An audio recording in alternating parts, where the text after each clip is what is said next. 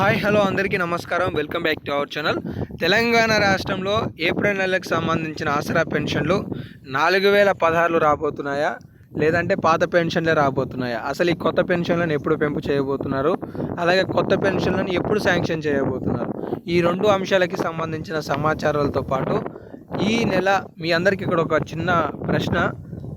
మార్చి నెలలో అందాల్సిన పెన్షన్లు అందాయా అందలేదు? అంటే ఏప్రిల్కి సంబంధించి ఆ నెలలో అందాల్సిన పెన్షన్లు మార్చి నెలవి వచ్చాయా రాలేదా అనేది కామెంట్ సెక్షన్లో కామెంట్ చేయండి. సో వచ్చిన వాళ్ళు ఎస్ అని కామెంట్ చేయండి, రాని వాళ్ళు నో అని చెప్పి కామెంట్ చేయండి.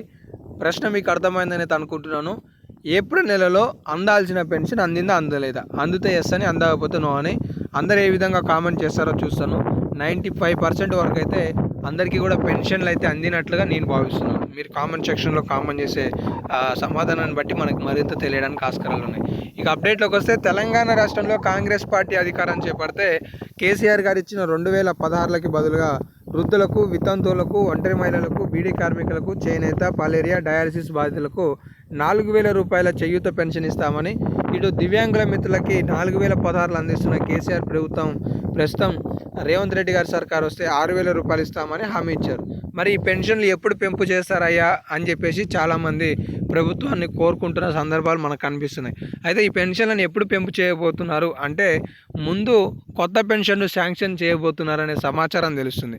తెలంగాణ రాష్ట్రంలో దాదాపుగా 8 లక్షల కొత్త పెన్షన్లను ప్రభుత్వం శాంక్షన్ చేయనున్నట్లుగా అప్డేట్స్ తెలుస్తున్నాయి.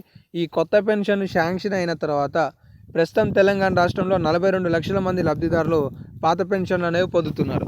ఈ 42 లక్షల మంది పెన్షన్దారులకు అదనంగా 8 లక్షల కొత్త పెన్షన్లను శాంక్షన్ చేస్తే దాదాపుగా ఈ సంఖ్య 50 లక్షలకు చేరనుంది.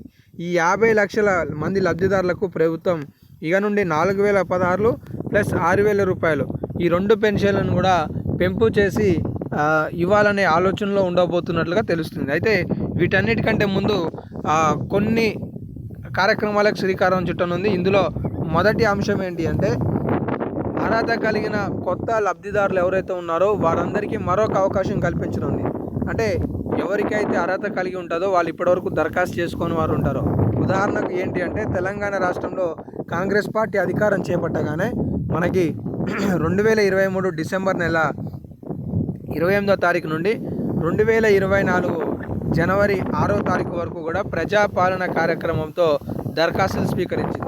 ఆ సమయంలో పెన్షన్ల కోసం ఎవరైనా దరఖాస్తు చేసుకొని వారు ఉంటే మళ్ళీ ఒక కొత్త అవకాశాన్ని కల్పించి ఇప్పుడు ఉన్న 8 లక్షల అప్లికేషన్లకు సుమారుగా మరొక 2 నుండి 3 లక్షల అప్లికేషన్లు కొత్తగా రావచ్చు అనేది ప్రభుత్వం యొక్క ఆలోచన. వీటన్నిటిని వెరిఫై చేసి వడబోత కార్యక్రమానికి శ్రీకారం చుట్టి కొత్త పెన్షన్లు దాదాపుగా 8 లక్షల వరకు రావచ్చు అనేది ప్రభుత్వం యొక్క అంచనా. ఈ 8 లక్షల అప్లికేషన్లను కూడా మంజూరు చేసి, అంటే శాంక్షన్ చేసి, ప్రస్తుతం పాత పెన్షన్లు పొందుతున్న 42 లక్షల మంది ఉన్నారు కదా, వీళ్ళకి జోడించి అందరి పెన్షన్లను ఒక్కసారే 4000 రూపాయలుగా అలాగే 6000 రూపాయలుగా చేసి ప్రభుత్వం ఈ లబ్ధిదారులకి గుడ్ న్యూస్ చెప్పాలనే ఆలోచనకి శ్రీకారం చుట్టనున్నట్లుగా తెలుస్తుంది. సో తెలంగాణ రాష్ట్రంలో రాబోయే కొద్ది రోజులలో ఆసరా చేయూత పెన్షన్కి సంబంధించి ఒక ప్రకటన భారీ ఎత్తున రాబోతుందనే అప్డేట్స్ అయితే తెలుస్తున్నాయి.